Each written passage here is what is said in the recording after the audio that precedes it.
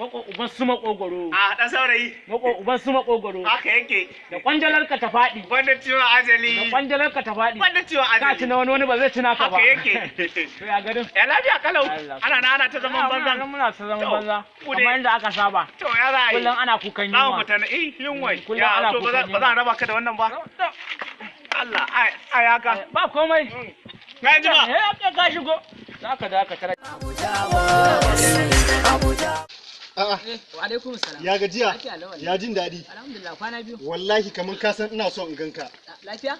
Yanzu ina son in yi tafiya ne. Sannan kuma na san kai abokin mako uban su makogwaro ne. Kwarai ma kuwa. Ina son in baka sako ka bashi.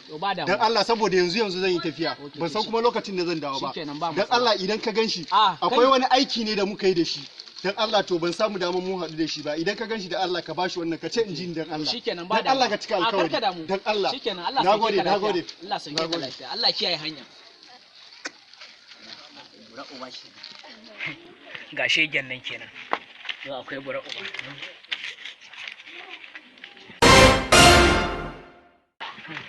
Har ne zaman banza ba tashi ba. Muna nan muna dan dana. Ana nan? Wallahi muna nan. An da kenan. An dawo an je ai na laluba. Ka samu nasa ba ta banza ta ki samu. Ta banza ba ta samu ba kenan. Kai dai bari. To ya mai dan matsamin man zauna mana. To shikenan. Wallahi kace da akwai yunwa. Akwai yunwa kenan. Tun karin sahi. Kana nufin akwai yunwa kenan. Tun karin sahi ban karasa wani ba komai ba. Shikenan. Kana ji ko? Eh. Yanzu dai matsalar ka yunwa ce ko? Yunwa. Barka da mu ina zuwa. Ina dawowa. Ka zauna abokina. Ha za ka ina jiran ka. Shikenan. Ko ƴan yara gomi na nake ci. Ka ce yau dai na take sa'a.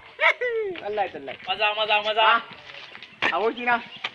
An samu? Wallahi ga dan wani abu nan da na samu mana. Allah sarki ka yasa nake son ka fa wallahi abokina. Abokina an ban maka bawa zanwa banda kamar ya kai aikin ka sani. Bari. Ka san me? Kai ka faɗa. Wannan lemun da ka ga na siyo maka. Ina Idris.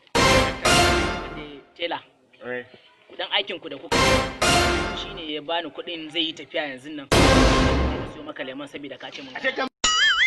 Ashe kai baka ta fito kwana uku muna wannan aikin sannan ka je